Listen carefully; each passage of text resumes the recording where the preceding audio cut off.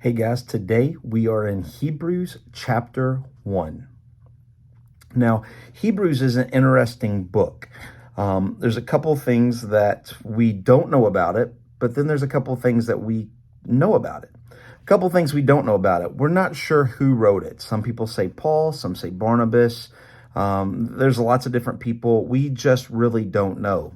The second thing is we really don't know who the audience is. We're not sure who to this letter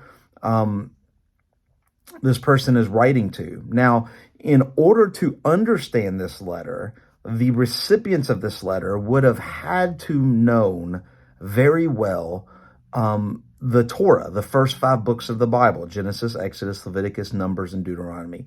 It talks about creation. It talks about the Exodus. It talks about Sinai. It talks about the tabernacle. Talks about the priest. Talks about the wanderings. Talks about the promised land.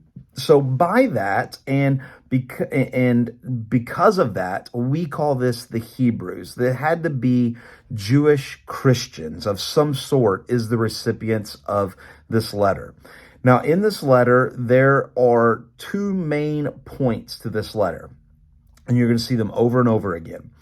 The first one is Jesus is greater, or Jesus is superior. There is nothing better than Jesus. The second thing that you will see over and over again is that there is always a talk of staying faithful to Jesus. We know by the end of the book that there is some persecution going on, that there are some people being imprisoned, and even some people are walking away from the faith. And so the 2 main things is Jesus is greater and to stay faithful to Jesus despite persecution. Now, the easiest way, the Hebrews can be a challenging book, but the easiest way to divide this book up, right? In my Bible, this is how I divide it up.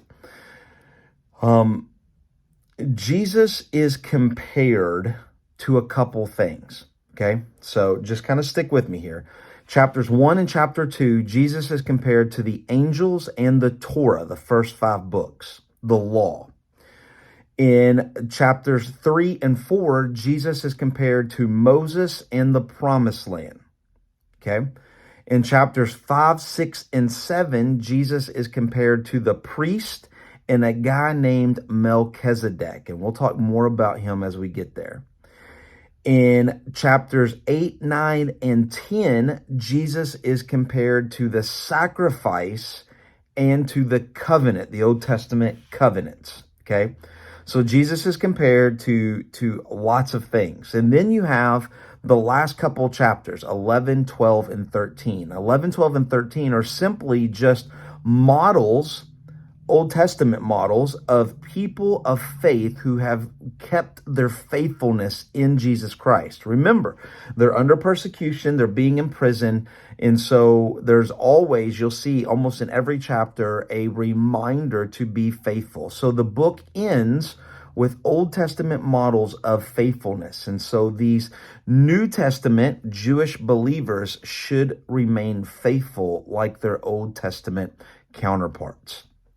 And that's kind of, if you can get that and keep that, maybe write that in the kind of upper corner of Hebrews, I think it streamlines it a whole lot, because you can get lost in Hebrews quite easy, right? So as we look at chapter 1 today, we're not actually going to look at a lot because it's a lot of Old Testament quotes, right? Let's kind of start in the beginning and I'll explain a little bit more.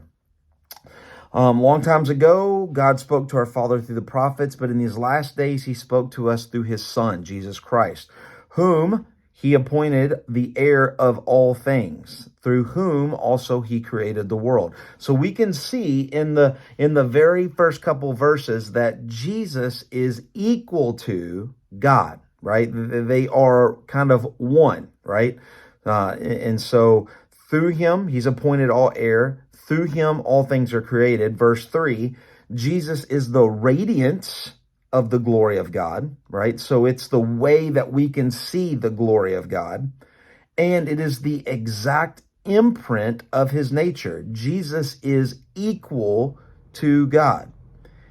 Jesus upholds the universe by his word, by the spoken word. So just as God in the beginning, God created with his word, Jesus also creates with his word. So we can see Jesus and God equal. Okay, that's what we're getting. After making purification for sins, so after making sins go away, that we know in the Old Testament only God can forgive sins.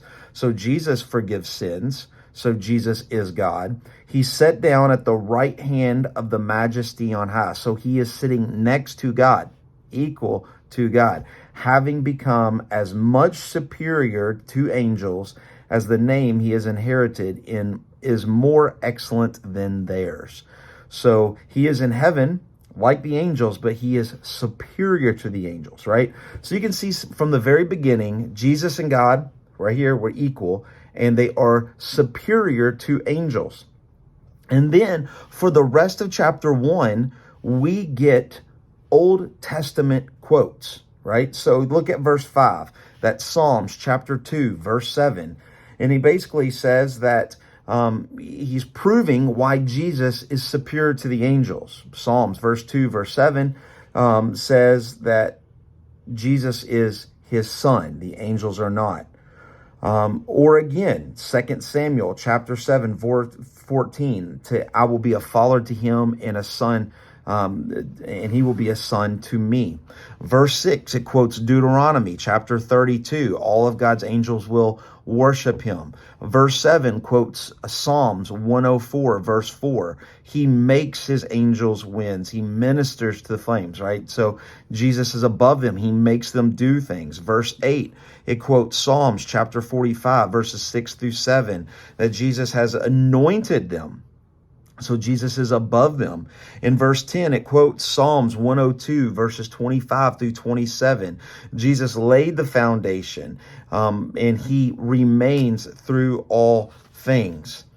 We can see in verse 13, it quotes Psalms 110 and 11, that he sits at his right hand and he makes enemies a footstool for his feet. We can see that Jesus is above the angels, right? Remember what I said, verses 1 and 2, Jesus is compared to the angels. Verse 2 is compared to the Torah, and it's pointing out that Jesus is greater than the angels. And on Monday, we will see he's greater than the law. Verse 14, they are not all ministering spirits. They are not all ministering spirits sent out to serve for the sake of those who are to inherit salvation. Here is saying that the angels are ministering, they're servants. They do the will of the Father. They do the will of Jesus Christ. And the angels are sent to those to who? Those who inherit salvation, to those to are Christians. And so the angels are servants of God and Jesus. Therefore, they are below Jesus Christ. So angels compared to Jesus, there's no equal. Jesus is above the angels. This will make more sense as we continue in Hebrews. Remember, these are Jewish Christians, right? And because they are Jewish, they're Hebrews, they uphold the Torah to a very high standard. And so the writer of this is proving through Old Testament thought, through Old Testament scripture, that Jesus is greater than anything that they have ever thought or ever seen. And that's really the whole point of Hebrews, that Jesus is greater. Hope that makes sense, and we will see you on Monday in Hebrews chapter 2. God bless.